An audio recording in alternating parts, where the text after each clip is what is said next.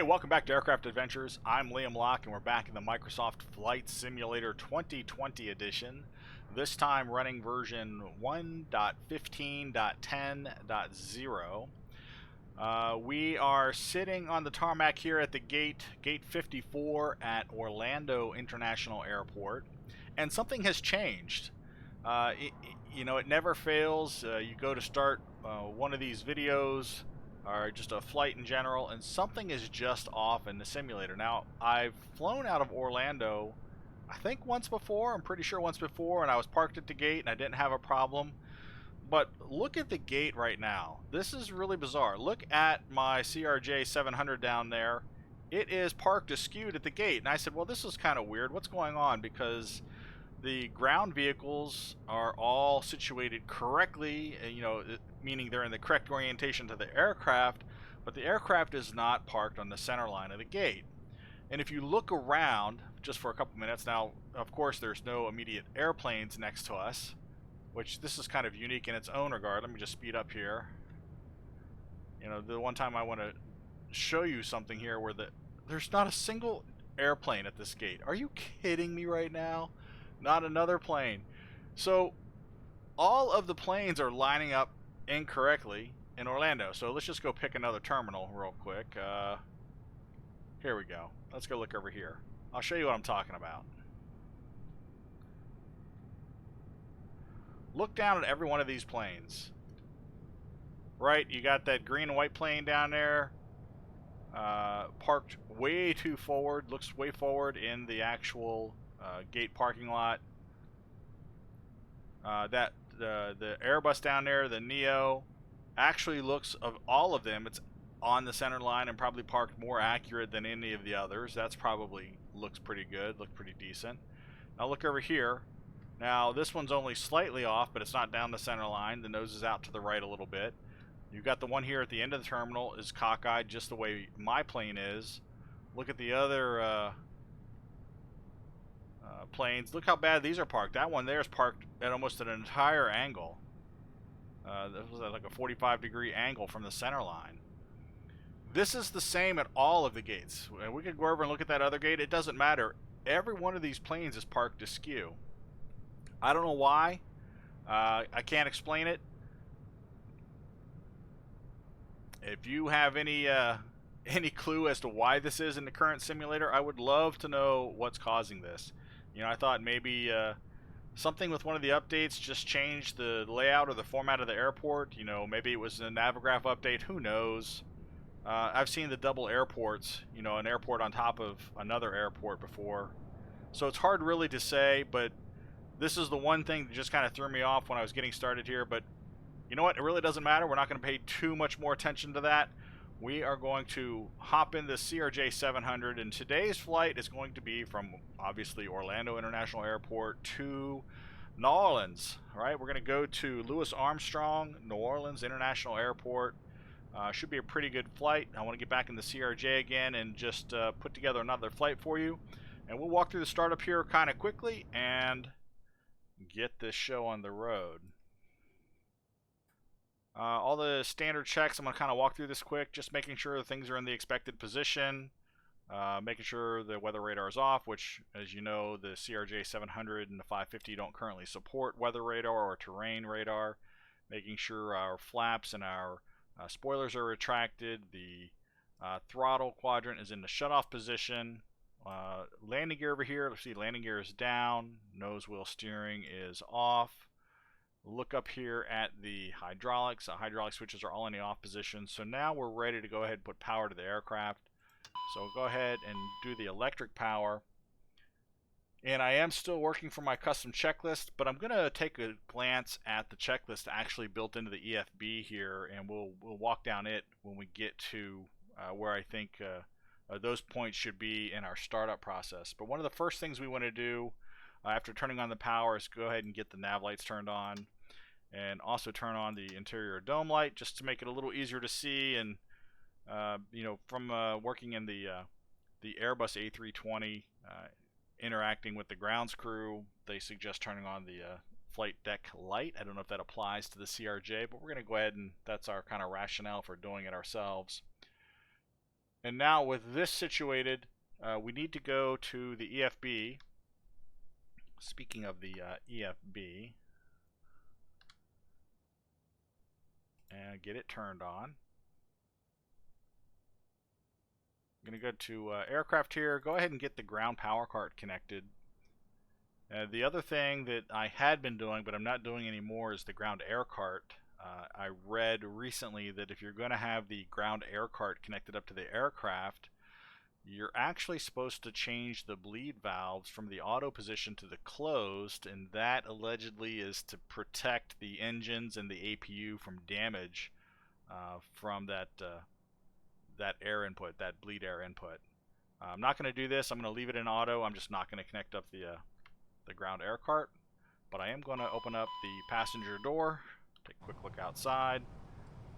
Beautiful. Our United Express branded CRJ 700. I like this gunship battle gray type color on the aircraft. Really is sharp. So we'll go back in and continue with our setup. Next order of business, now that we've got the ground power connected, we'll go up and get that turned on. We'll get the aircraft coming to life. Next thing I want to do is go down here to the CDU. And actually, before I do that, let's go to the IRS. So down here, we have our IRS 1 and 2. We want to put these in the nav position. We'll do that first. Get the inertial reference system starting to align. Then we'll go back to the CDU and do our position initialization. You can check your status information. Everything is current. AirAct database is updated. Next page, you can see we are in the CRJ, the 700. Everything looks normal. We'll go to a position initialization. We have our last known FMS position. We'll go ahead and put in the Orlando ICAO code. And then I want to grab Orlando Airport, and we're just going to set position. So we put it down in the scratch pad by clicking the select button, drop it into set position, and we're good to go. Now we can continue with our startup. First thing, what I want to do now is get the payload situated in the aircraft. So before we do that, we'll glance out here at the flight plan. Let me bring it up. Here's the flight plan from Orlando to New Orleans, Armstrong New Orleans International Airport. Today we're going to be flying at a cruising altitude of 38,000 feet. Required fuel on board, our block fuel today be 4,261 kilograms or 4.3 metric tons. Make note of that. Go down and get our payload. So passengers today will be 60 passengers, and those passengers in conjunction with their baggage comes to 6.3 metric tons, and that's what we're going to set the aircraft up for. So we'll go back into the aircraft, back over to the EFB, and we'll go to performance information, and we'll go ahead and get that set up. So we've got passengers selected first. We're going to put this to 60 passengers. Go ahead and hit the enter key after making a change there. We'll go to our aft cargo. Current payload is 5.5 metric tons, 5,523 kilograms. We'll go ahead and bump this up and get it to the 6.3 level that we need. So there's 6,323 kilograms, 6.3, that's perfect. Make sure we click the enter button. We'll get our fuel situated. We said 4,261 kilograms. We can just select this, clear it out, and then do 4261 if we want to do exact.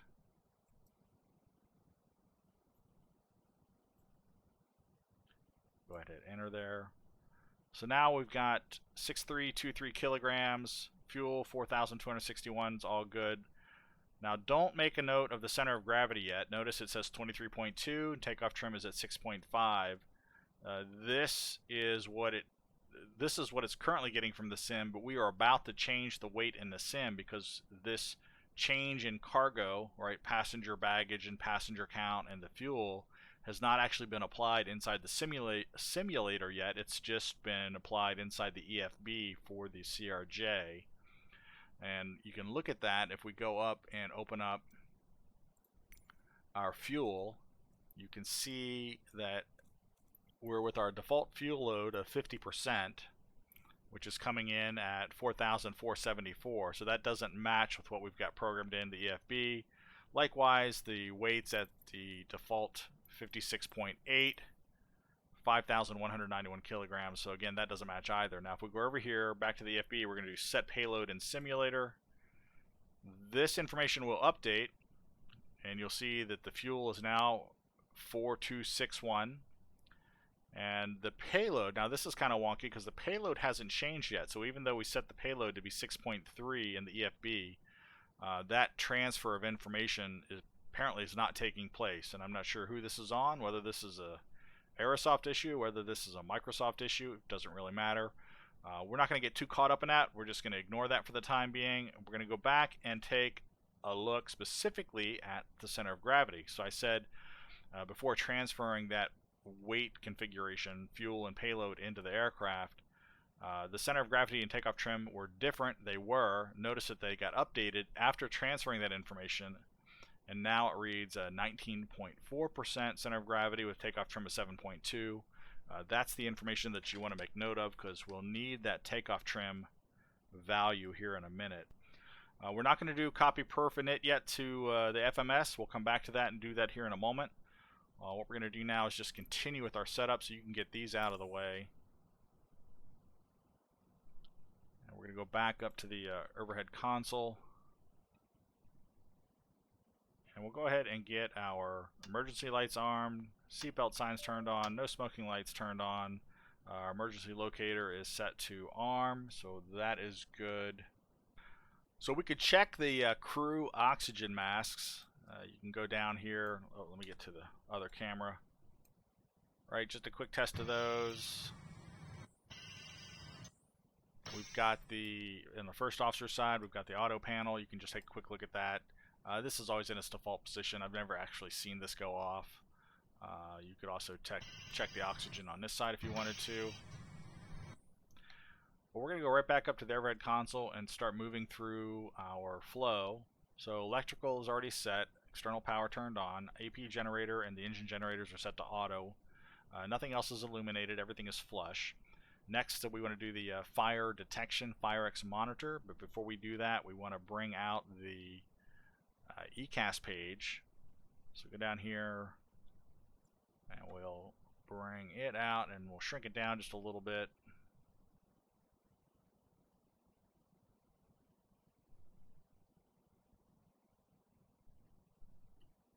And now we'll go back up top and fire detection. Go ahead and click on that and you'll see the warning indicator there on the ECAS page. It's good to go. Hydraulic shutoff valves not illuminated. Don't need to do anything with the external lights. They're all situated. Not ready to turn on the fuel pumps, so we're going to ignore those for right now. For bleed air, we are set for normal configuration. Wing anti-ice cross bleed is in normal. Bleed valves are set to auto, so the aircraft will handle assignment of the valves that control the flow of bleed air through the aircraft. You do have these other settings over here, the isolation, which separates the left side of the pneumatic system from the right side. You could turn that on, but these switches are not operable. They don't do anything unless you have the bleed valves set for manual configuration, which is why these things here are kind of connected. So there's nothing to do here unless you're in manual, so we just ignore these switches. We'll get down to APU next, and we want to get the APU powered up, so we're going to go ahead and turn that start switch. See the shutoff valve opens up here on the ECAS page. It's doing its test. We get down here an indication that the APU door is open, and now we are ready to start up the APU. Click the start button, APU start, and you'll see the APU initialize. And this goes pretty quick. It'll be online before you know it. We'll continue on with our checks. So ignition, nothing to do here. We're not starting the engines quite yet. For hydraulic pressure, we do want to do a pressurization check of the hydraulic system. I need to change this ECAS page to a different synoptics page. So we're going to go down to center console. We've got our ECAS control here. We're going to go to hydraulics. See, the system is totally off. We have no pressure in either of the three systems. Hydraulic fuel is where it needs to be. Everything's in the green. We don't have any red indications. So from this page, we want to go back up, and now we're going to turn each of the hydraulic systems on. So system 1 will turn on, fully pressurized, 3000. Go turn on 3B, turn on 2, and we've got pressure across the board. No issues, everything looks good. So now we'll drop these back down into auto. And then we're going to power up the center hydraulic system with 3A, put that into the on position. So now we have pressurization in the center hydraulic system, and we're ready to move on with our startup procedure. But we want to switch the synoptics page back to status.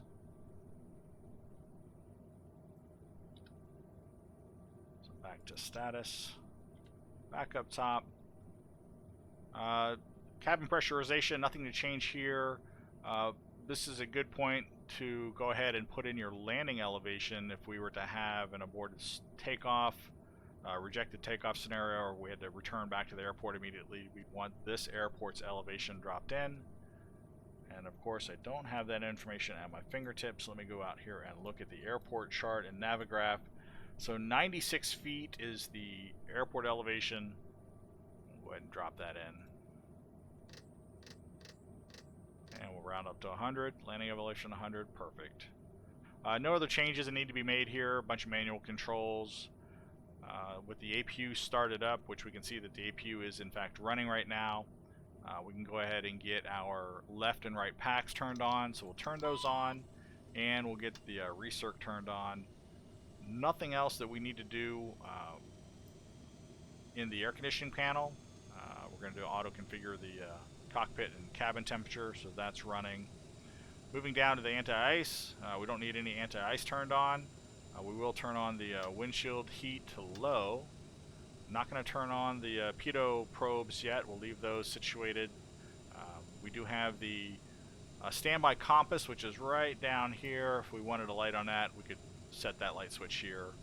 Well, we will go ahead, since we're at this light panel, go ahead and turn the integrated lights, the backlit display behind the words, get those situated and turned on. One test that I didn't perform, we probably should, is we've got this ice detect option up here in the anti-ice panel. Watching the ECAS page, we're going to click on that and see that the ADS heat test is okay. We can then turn that off, so that test is complete. Now we're ready to move down to the captain's side. We'll go ahead and acknowledge the master caution and the master warning here. We want to do the stick shaker, so make sure that our stall switch is set to the on position. We've got the stall test button up here on the overhead console, or up here on the AFCS panel, or the glare shield panel, whatever we would like to call it today. Go ahead and click on that. Verify that that works. It's good to go. We'll go ahead and get the yoke out of the way for the time being. Just take a look at the PFD and the navigation display. We don't have the weather information yet, so we don't need to change anything with the barometric pressure. We haven't set our V-speeds yet. We're actually going to get those from the EFB. So here in the EFS panel, we don't need to change anything.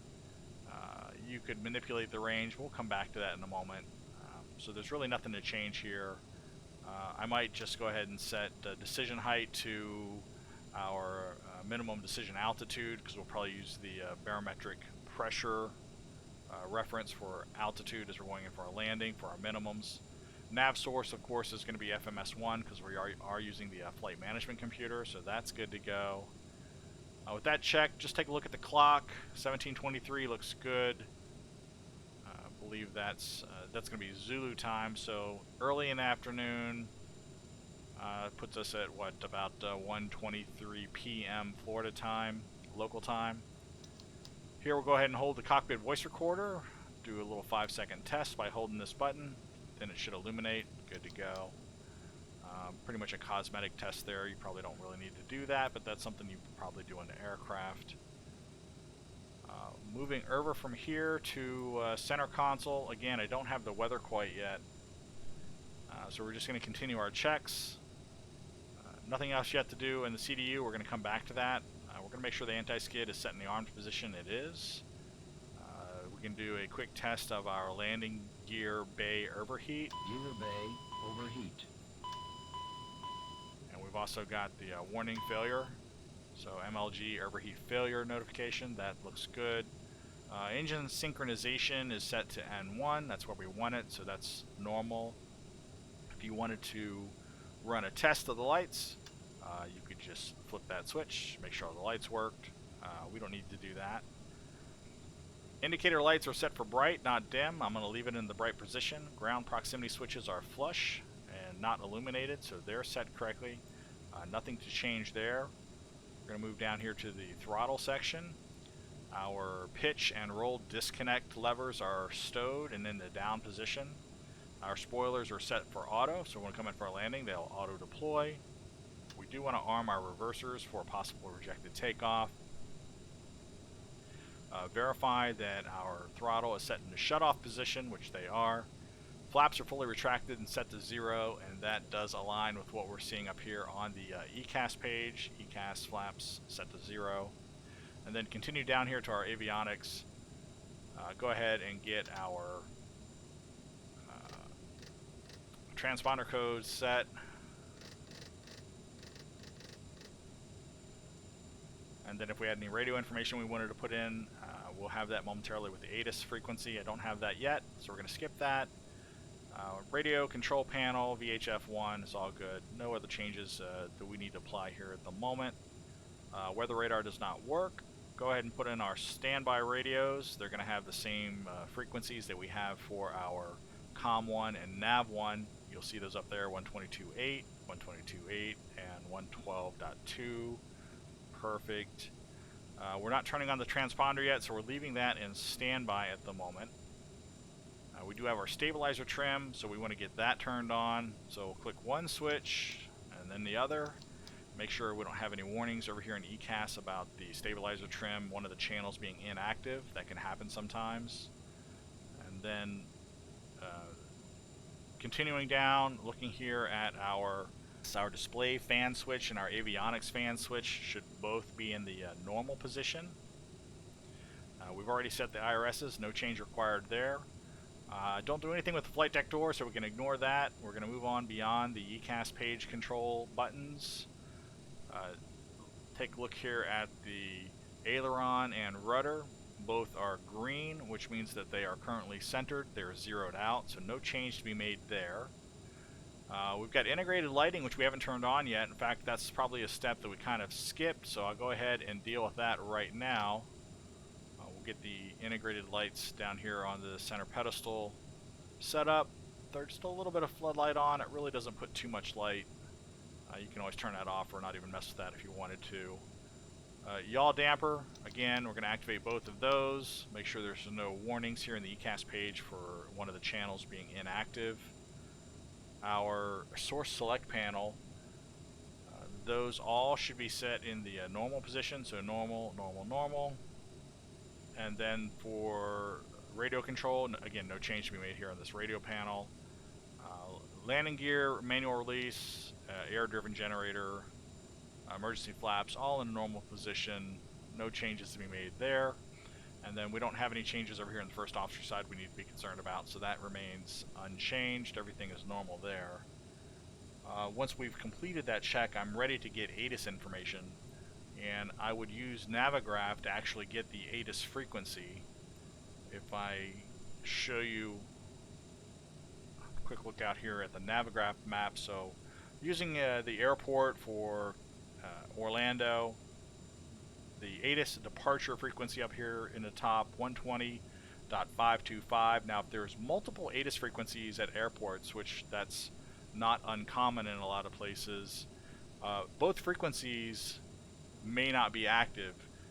This departure frequency may not work, And where you would get that information is if you were looking at, best way to do this is let's close this chart down for a moment. And here's the KMCO for the airport, and you could get to that just by clicking on KMCO up here at the top. You have the comms tab. So on the comms tab, we can see we do in fact have two ATIS frequencies. So this top one is for departure, and we'll assume that the second one is for arrivals. You just need to try them. So we'll try 125.25 to start. Back into the aircraft.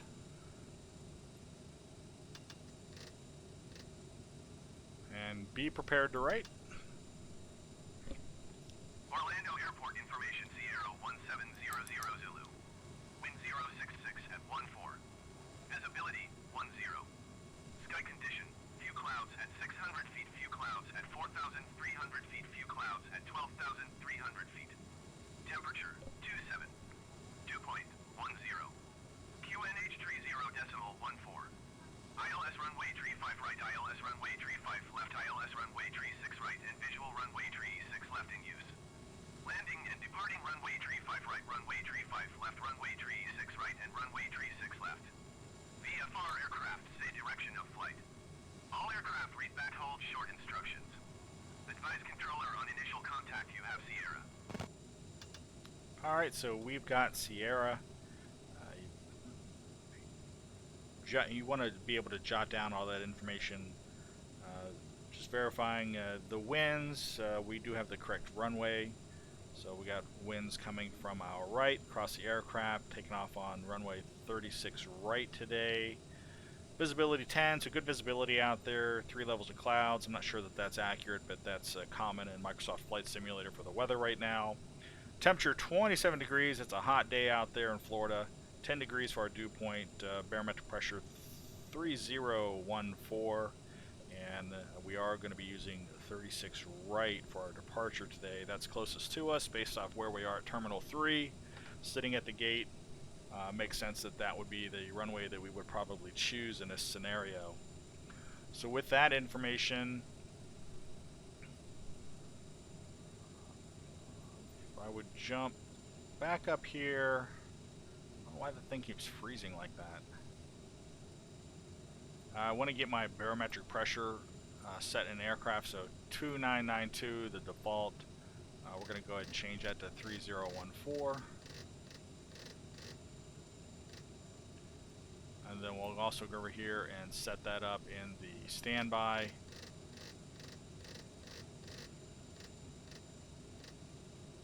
We could set that over here as well. They are independent and not aligned, but you really don't need to do that, so I'm just going to kind of ignore that for right now. And from here, we want to get our flight management computer configured, so we're going to draw attention back there. I'm going to zoom in a little bit more on this. Now let me just stay at my standard zoom. So we left off with position initialization.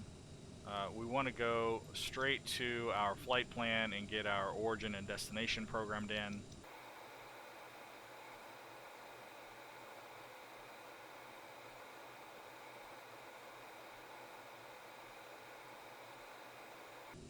This information is set and ready to go. We want to go ahead and execute this change. Go look at our departure arrival.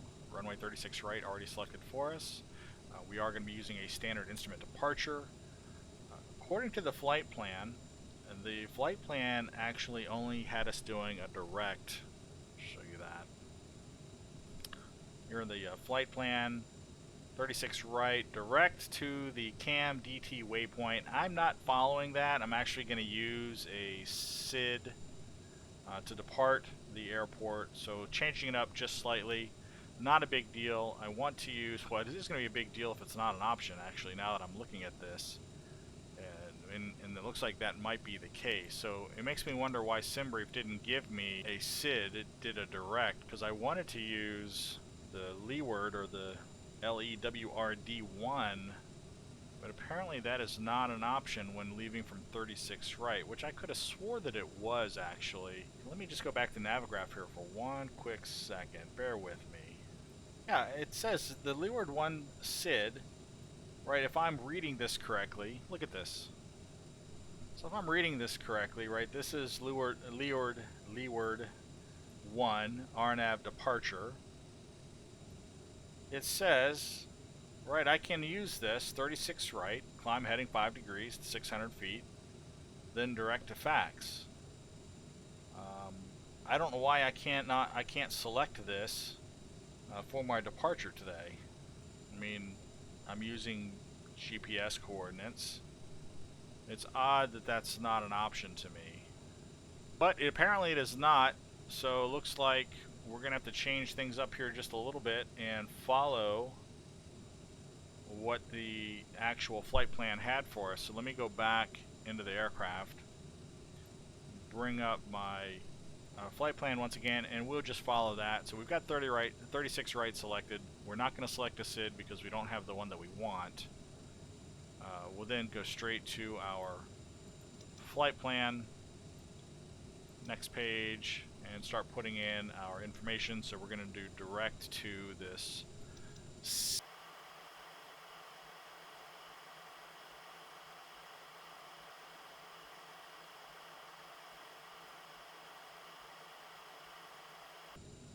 and then from there it would be direct to Orleans Airport, runway 11. So we'll stop here. We're going to go ahead and execute this change. Go back to departure arrival. Click on it twice. Get our arrival information. ILS for runway 11. I don't want to use vectors. I want to use this AWDAD. That's not in my flight plan, but I am going to make an executive decision here and say that's what we're going to do. That'll put us flying by the airport to the left, intercepting that AWDAD waypoint, and then doubling back to get lined up for our ILS approach down to runway 11. So we're going to select that, and that's what we're going to go with. This would be the AWDAD star as well, so we can go ahead and select that. AWDAD star, ILS 11 approach with transition to the star of AWDAD waypoint. I believe that's going to be correct, so we're going to go ahead and execute that. And now we can take a look at our flight plan. So we'll go to legs here. Let's just scroll through before we look at it on the screen. I do have a discontinuity at HRV. That's the last waypoint in our flight plan. And AWDAD is the next one. So literally from HRV, we are going to go to AWDAD. I'm not going to make any changes there. So I'm just going to remove this. So we'll say delete the disco. We'll execute this change, take a look at it again. Next page here. Voodoo. Now, why am I going back to AWDAD again? So here's a double back, and it makes no sense. You can see AWDAD and Voodoo is represented twice in here, and that I do not want. So we need to get rid of those. Turtle, if we go and look here, let me just bring up in Navigraph the approach for New Orleans. Bear with me. So let's take a look at Navigraph. Here is the standard terminal arrival information for our AWDAD1 arrival. HRV, right, this is the Harvey Vortac that is our last waypoint en route to New Orleans. From here, we're going to go straight to this AWDAD waypoint, AWDAD, where we're going to intercept with this standard terminal arrival procedure. Then we're going to come around, should have plenty of distance to get lined up and engage the ILS for our approach and initial approach fix down to runway 11. So that's the plan.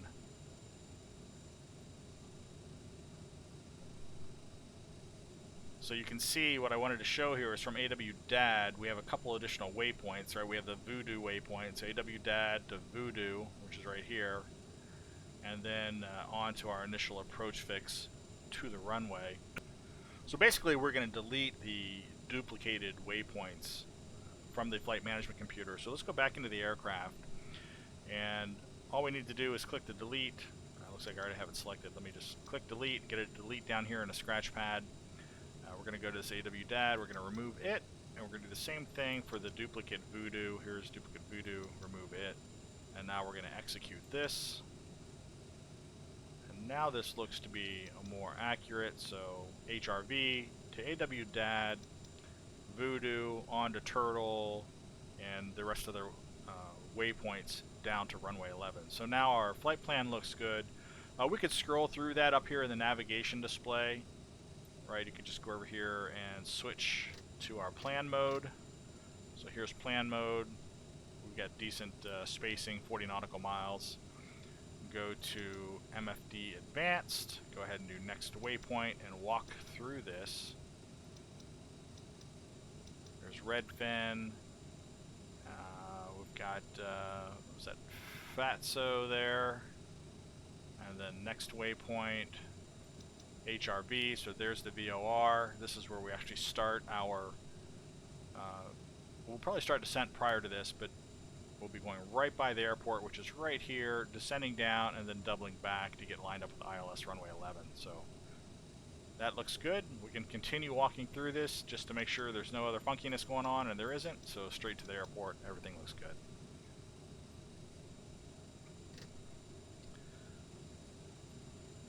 Alright, so back to legs.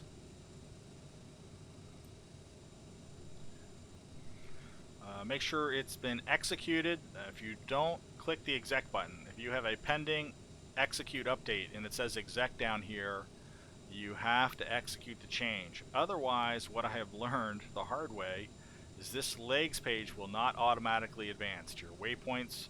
Although they'll update and show you what your active waypoint is, this screen will not automatically page forward, and the nautical mile distance to your waypoint will also not count down.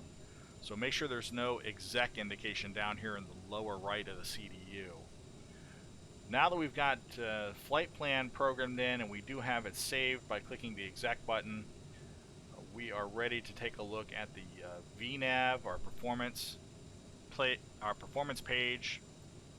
So from performance, we want to go to VNAV setup, confirm that our speed below 10,000 feet is going to be 250 knots or less. This is correct. Climb speed will be at 290 or 0.74 Mach. Basically, about 28,000 feet, you'll switch over to Mach 0.74. Otherwise, we're doing 290 knots indicated airspeed climb. Transition altitude in the United States, 18,000 feet. We're going to stick with that. No change needs to be made there. Next page, for cruise, we're going to cruise at 300 knots indicated airspeed or 0.74 Mach. Cruising altitude today we said was going to be 38,000 feet, so we need to put that in. So F380. Here's the exec. Don't forget to click it. Execute that. Next page again. So descent today. We will descent from our cruising altitude at Mach 0.74 or 290 knots indicated airspeed until we reach 10,000 feet. Then we'll drop to 250 below 10,000 feet. Vertical path planning, 3 degrees is typical, that's standard. Radio navgates, if we had those, you could set those up now as well by the radio button. Nothing to set here. If you did set something, these would automatically switch from auto tuning to manual, and then you could switch them back once you actually got into flight. Alright, so we've done a good job of covering what we're doing today for our flight plan. Just about ready. I wanted to go over here and just do a quick rundown on the checklist itself. So using the EFB, you do have a checklist feature, which I haven't really used too much, so let's just take a quick look at it. So our originating checks, crew oxygen and masks, yes, checked. The first officer side audio warning panel, checked. The electrical power panel, checked. Good to go. Fire detection, fire risk monitoring test is complete. External lights are situated right now with the navigation lights on. Fuel panel has been checked. Bleed air panel has been checked. APU panel is on and operating. Start panel is currently off. We have not started the engines. Hydraulic panel has been checked and is currently set to auto on all 3 systems, with on the system number 3. Emergency locator is armed. Cabin pressurization has been checked. It's good to go. Air conditioning panel is checked. Anti-ice panel has been checked. Windshield heat is set to low. That is correct. Emergency lights are armed. Standby compass has been checked and is currently off. That's the light we're referring to. Nose wheel steering remains off at this point. Clocks have been checked and set. Good to go. Instrument panels checked. Yes, did look at the instrument panels. Upper pedestal, thrust lever quadrant has been checked. Avionics has been checked. Yes, trims have been checked. They are zeroed out. Rudder and aileron trims. Yaw damper is engaged. Good to go. Source select panel is set to normal. So we're good to go there. We are close to our before start checklist. So let's see where we can go with this. Passenger signs are on, no smoking and seatbelts. Landing elevation has been set to 100 feet for our airport elevation of 96 feet today. Altimeter is set to 3014. That has been set. Our initial reference system is aligned and set to nav, so that's good to go. We don't have any radio and nav aids that we have set today, so they're good. And for our takeoff today, we said we were going to try and follow a standard instrument departure. However, the selection of runway 36 right does not give us the option to select the standard instrument departure that we wanted to take. Therefore, we will be doing a direct to the CMDT waypoint. So with the takeoff briefing complete, we're ready to go ahead and get the passenger door closed.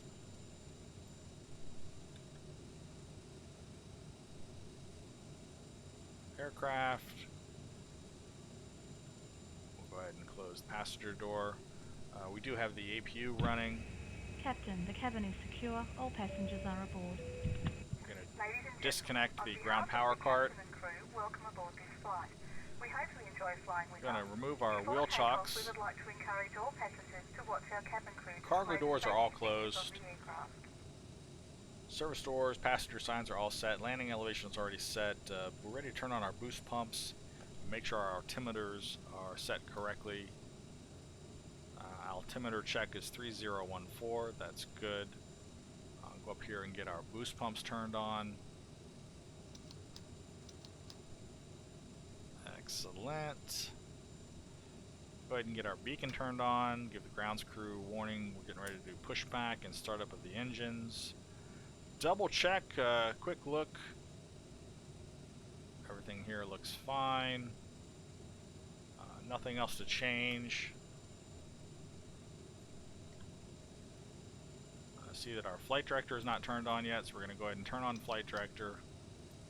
Get our initial altitude situated. We said 5,000 feet.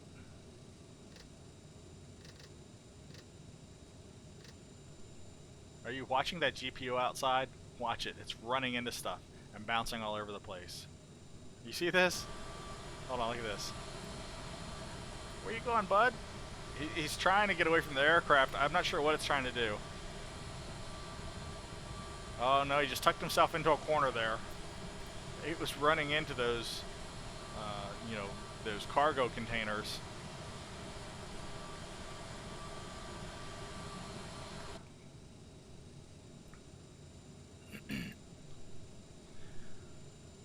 Alright, and heading for the runway was 5 degrees. We'll go ahead and dial that in right now as well.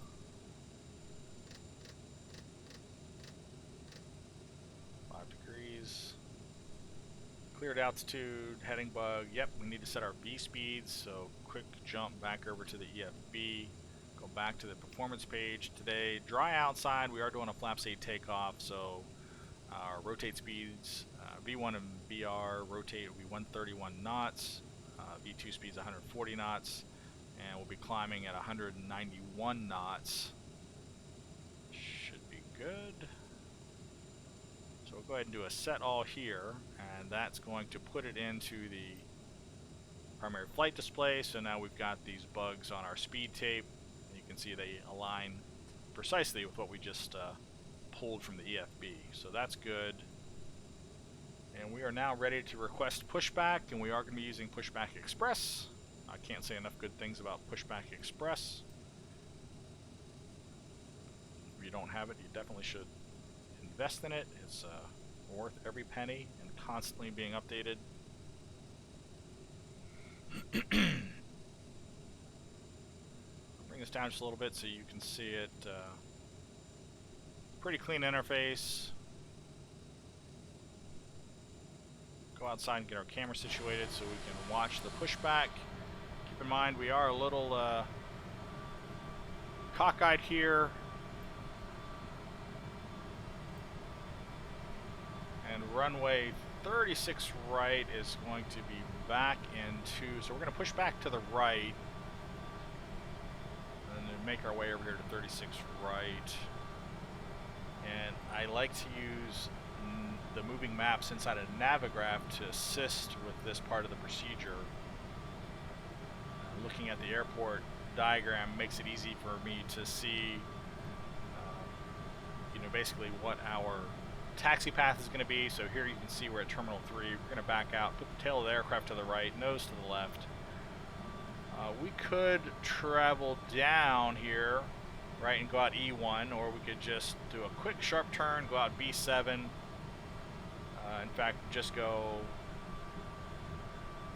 we could go out to B, or we could just go down C. Either way, we're going to make our way out B7, hang a left on B, travel all the way down to B9, or actually we'll head down to B10, the last one, hang a right, and get situated for takeoff on 36 right. That is our plan today. So B7 to B to B10.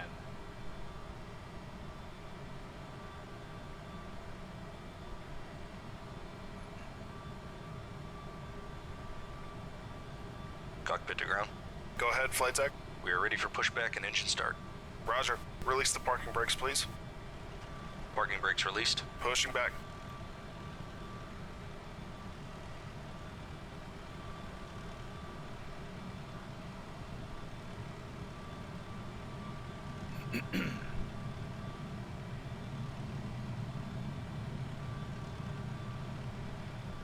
Oh, it'd be nice when they get the ground services configured correctly. Better yet, it'll be nice when FS Dream Team completes their update to GSX to support the Microsoft Flight Simulator. I'm looking forward to getting that. And I hope that it includes all of the same features and capabilities that they had included in it, specifically for You are clear FSX. behind, and you can start your engines at your discretion.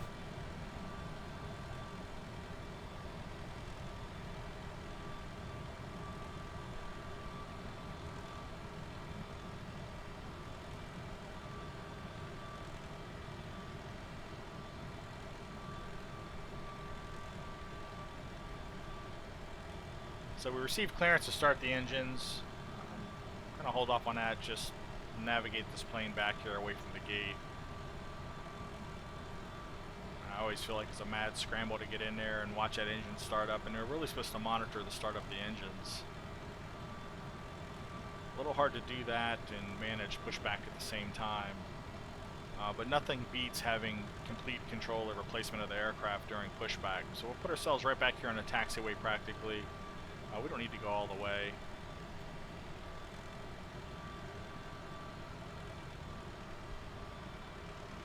Pushback complete. Set parking brakes, please. Parking brakes set. Roger. Okay, the tow bar is disconnected and the equipment is clear. We will see you on the left side with the pin. Thanks, and you can disconnect and go to hand signals. Thanks. Have a good flight. See you later. Nice always to see when the flight simulator allows the pushback vehicle to smoothly depart the aircraft and return back to the gate. Sometimes they just magically disappear, but not this time. I like. That's it. So Pushback Express is a very simple, quick to use tool. And we move straight on to getting our engine started up. So we are back and in situated, ready for engine start. Got our ECAS pages on the correct display. We're going to monitor N2 for 20, and then we're going to open up the throttle for engine startup. So up to the overhead, right engine or engine number 2 start. Go back down here.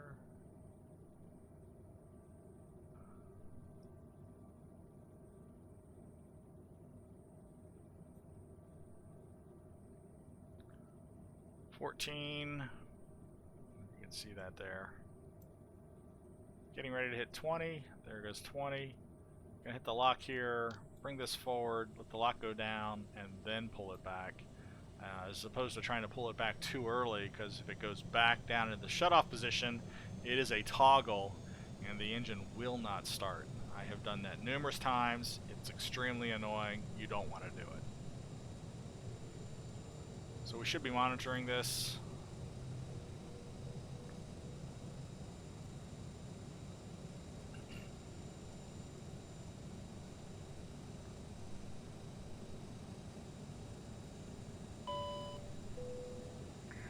Ladies and gentlemen, please pay attention as we display the safety features and procedures of the aircraft in case of an emergency. During an emergency, please remain in your seats with your seatbelts fastened and your seats in the upright position.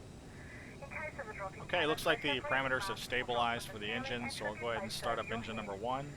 If there is smoke in the cabin during the evacuation of the aircraft, the walkway emergency lights will display to the exits, which are located here and here. In case of an extreme emergency landing, you will be instructed to get into the brace position, which is executed by placing your head between your knees with your hands over your head. We would also like to remind you that you should turn off all electronic devices. We thank you for paying attention during this brief presentation. And we're about to hit 20 there. Same thing. Lock up, let the lock go down, pull back.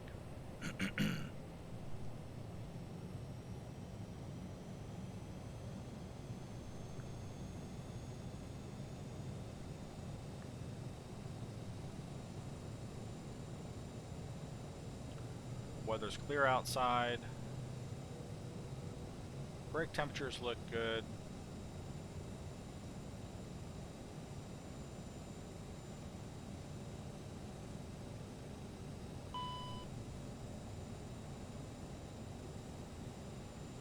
Engine startup parameters are just about up to their stable position. Looks good. We do have a mock trim warning, so we did not turn on the mock trim. Go up here and we'll look down to the avionics center pedestal here. Here's the mock trim down here. No. Stop that.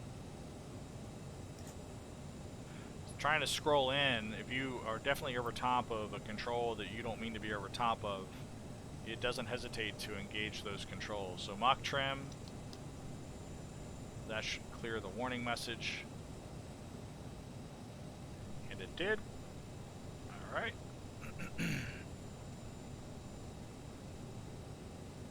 Take a look at everything else. We do have the APU still running. We can look at the status page, the synoptics page for electricity. We see that engines, generator 1, generator 2 are providing power to the aircraft. The APU is no longer providing power, so we can turn it off.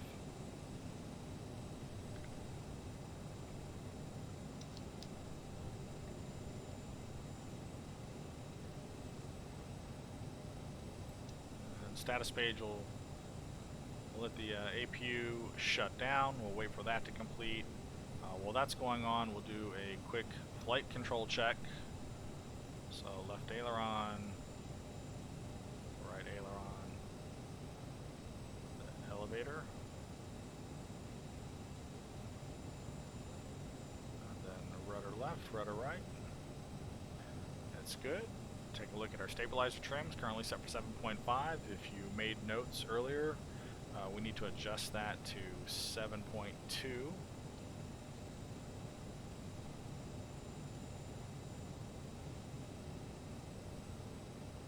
Oh, too much. 7.2. Aileron and rudder are still centered. If they were not centered, these green lines would not be green, they would be white. So that's your indicator that they are centered and good to go.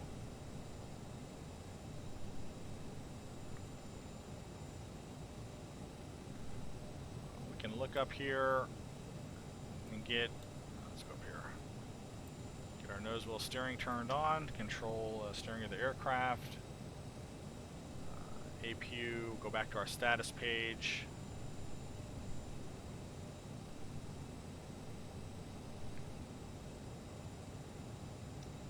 APU is shut down.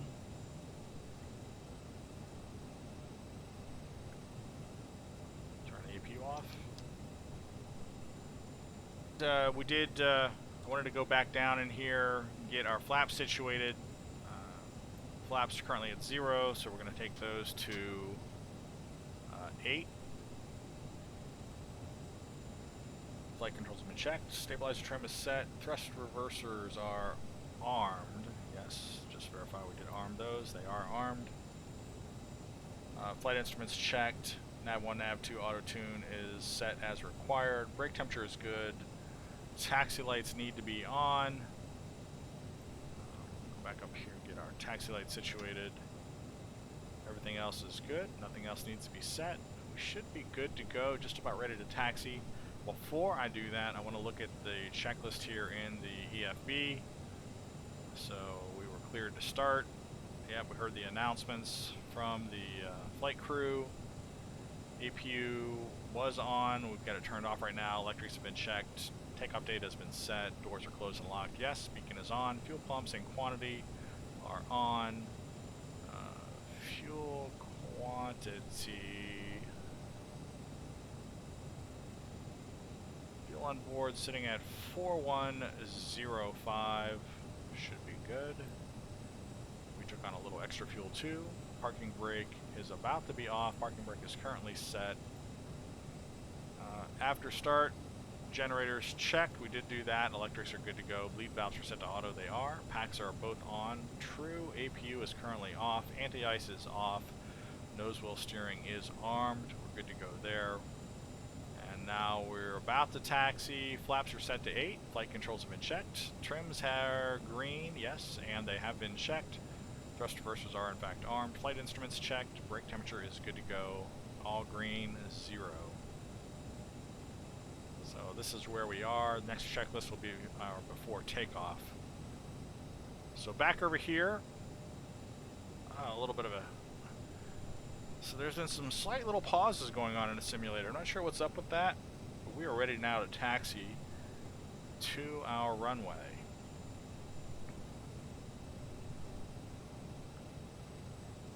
Get this off the screen, release the parking brakes. We'll just do a quick visual check. Get the camera in position here. Make sure that looks like my ailerons are working, elevator is working, no issues, rudder control is working. So those are the most important. Those seem to be situated. Get back in here and we will attempt to taxi once again now that we've got the throttle quadrant set correctly.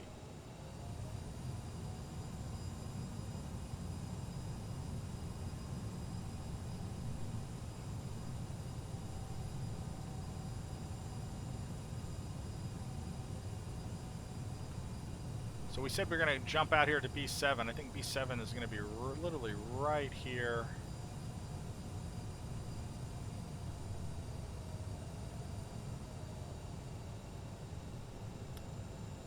Can look over there, and we're going to go a little further out. We're going to stay on B7.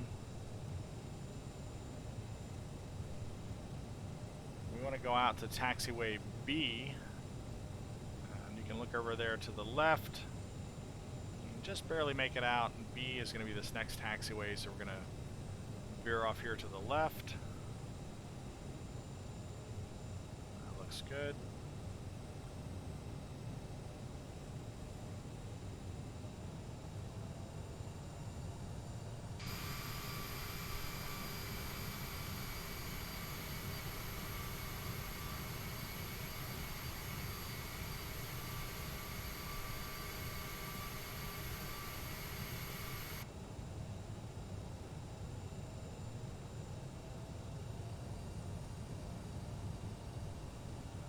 Speed's looking pretty decent.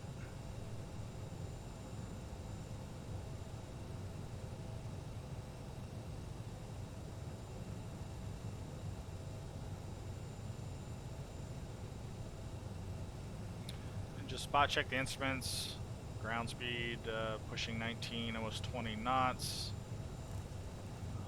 Flight director's on. Everything else looks pretty good. Not seeing any issues, no unexpected warnings. This is taxiway E that we're passing right now as I monitor Navigraph off to the side. Speed's picking up here a little bit, 24 knots.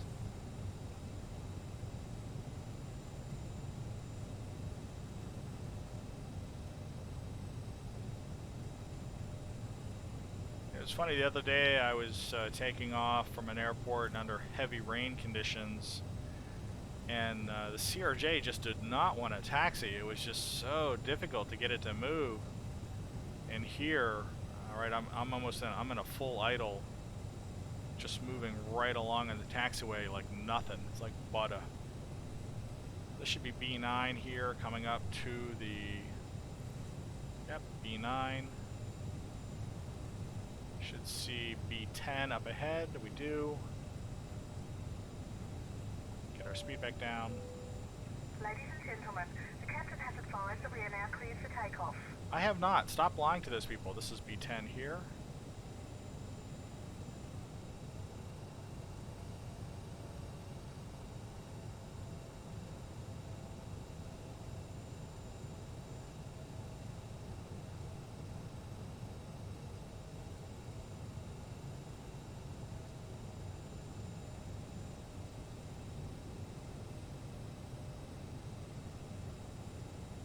Six right, hold short, hold up right here, parking brake set, excellent. We get our landing lights turned on, our strobe situated, don't need any other lights, everything else up there should be good to go. We'll get our transponder turned on, that looks fine. Everything else should be ready for a takeoff. Quick look outside. Nothing coming in. There is a plane up there. That plane looks like it's taking off though and going away from us. This is where the whole red and green comes into play, right? So was it red right returning? So red is to the left, so it's going away? Or does that only apply to ships? It's definitely going away. Clear this way, so we should be good.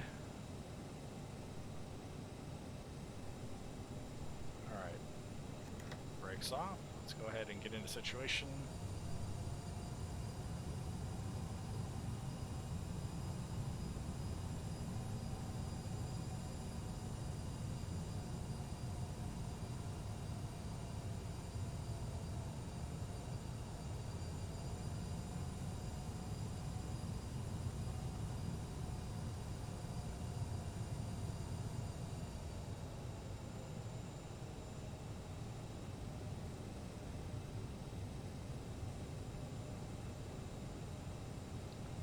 Alright, we should be good to go. We'll go up here to about 60% thrust. Go over here and grab a chrono real quick.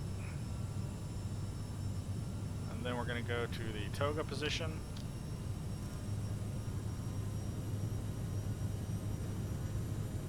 Try and hold the center line as best we can. 100 knots. Where are you going, plane? Where are you going? What are you doing? Or that was horrible. Was like the wind blowing me? What was going on there? Positive rate of climb. We're going to redo that takeoff, that's for sure. That was horrible. Get straightened out here. Watch our climb speed.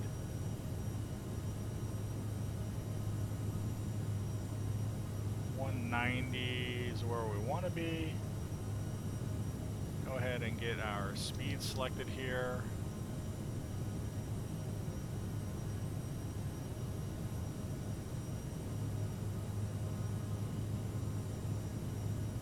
Make sure we're heading straight. Take a look outside.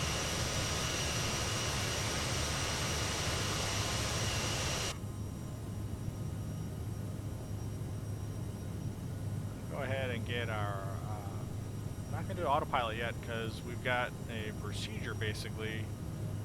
We need to continue out a little ways, but we do want to control our rate of climb here. Do flaps retracted. Pull back out some of the throttle because we're starting to accelerate. Trying to follow flight director just a little bit. 4,000 feet, we're about to hit 5,000. bring our speed back even more. We want to be under 230 knots here. And we don't want to continue to climb.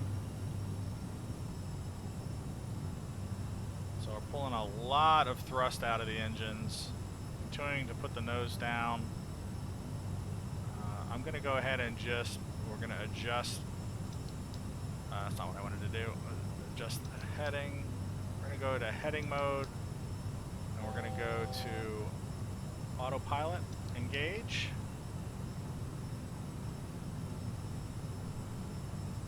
Altitude should be set for 5,000. It is. Watch our speed still. It picked up a lot of speed really quick. You really got to stay on top of that throttle so much. Picked up entirely too much speed.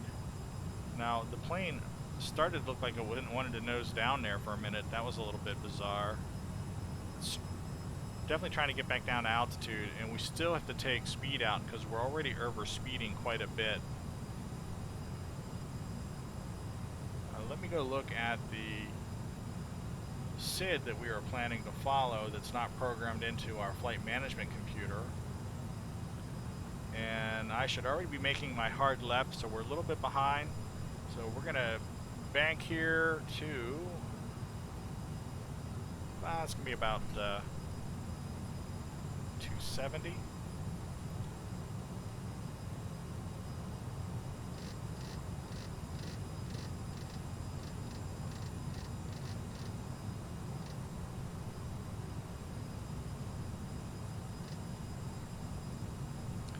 So yeah, I really need to turn off this auto zoom. I don't like it at all.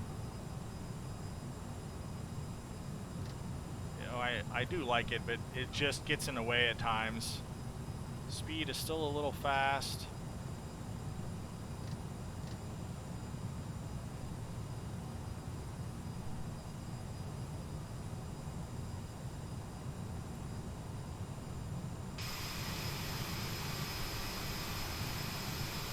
Beautiful out there today. I love being able to see the ground close up.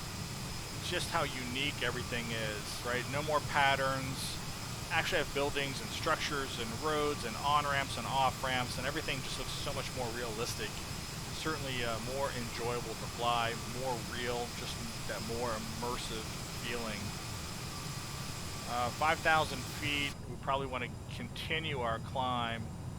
Speed is dropped back down to 230, which is where I need it to be. So put a little more thrust in the engine now because we're falling to about 220. And what I want to do is get the altitude dialed up to 10,000.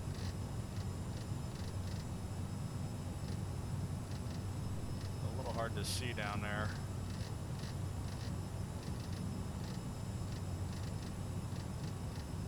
So 10,000. We're going to go ahead and do 230. So we can go up to 250. So we're starting to speed up a little bit. I'm going to let the plane speed up just a little bit more. 240. Go ahead and put it up to the climb deton. And as soon as we get close to 250, which is right about now, I'm going to hit the speed button and have the plane climb up to 10,000 feet. I inadvertently changed to Mach. We'll go back to indicated airspeed, and we'll dial the speed back to 250 for a 250 speed climb up to 10,000 feet. Again, take a look outside. Beautiful out there. Can't say that enough. Climbing really quick. We do need to get hooked up with our navigation plan. So I want to come more left.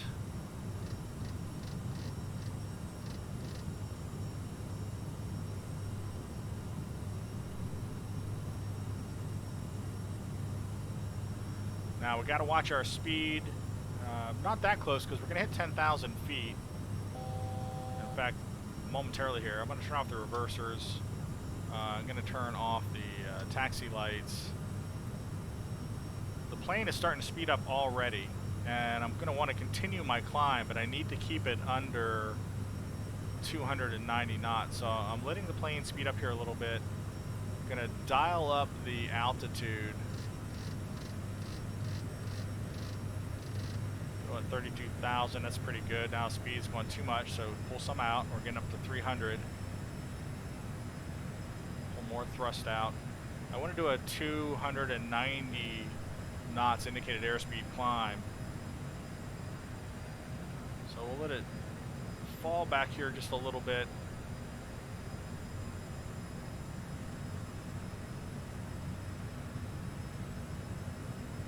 Fall back some more. And we'll go ahead and do speed again, start our climb. We'll manually adjust our speed down to 290.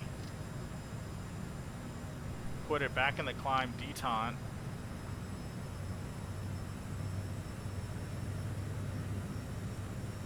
And we want to get onto our navigation plan. Next waypoint here.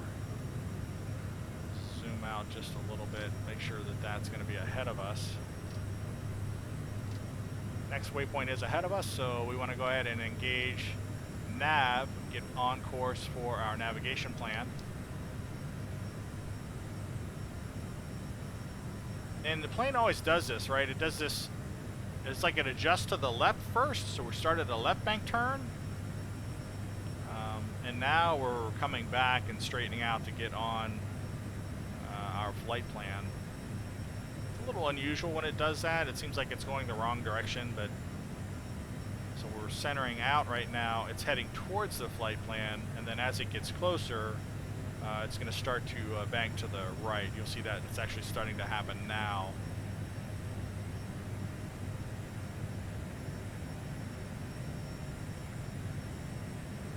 Alright, everything is looking pretty good so far. We are climbing up to 32,300 thereabouts. Ladies and gentlemen, we are now serving sandwiches. We'll leave it at 32,000 even.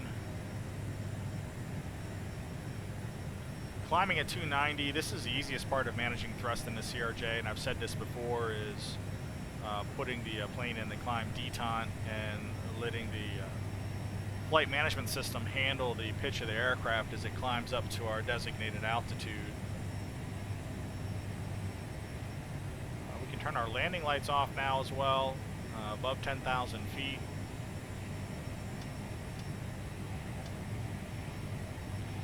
I'll bring our seat belts down to auto, as well as the no smoking.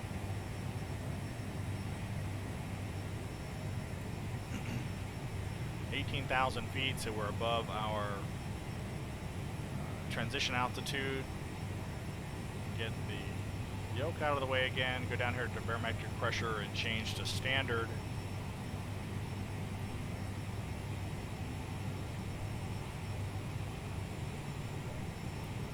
I'll make sure everything else is situated. Flaps are fully retracted, so we're good to go there. No other warnings. Temperature outside, minus 13 static, 7 degrees Celsius, so we don't have to worry about icing at the moment.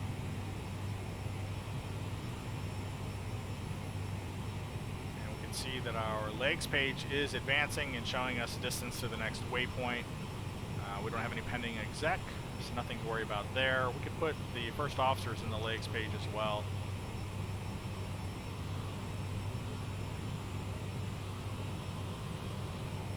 Nothing else to do at this point but climb up to our cruising altitude. And then once we reach our cruising altitude, we'll start looking at our information for arrival into Louis Armstrong Orleans International Airport. Heading to the Big Easy.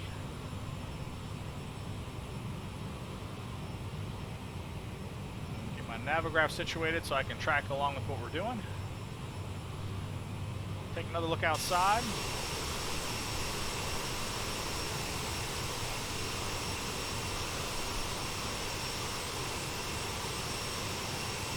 Beautiful out there.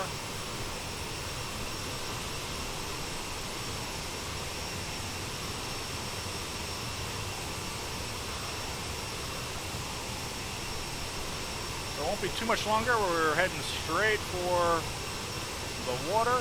Most of this trip is going to be over the water, so there won't be a whole lot to see out there as we continue on our way to New Orleans and continue to our cruise altitude of 38,000 feet today.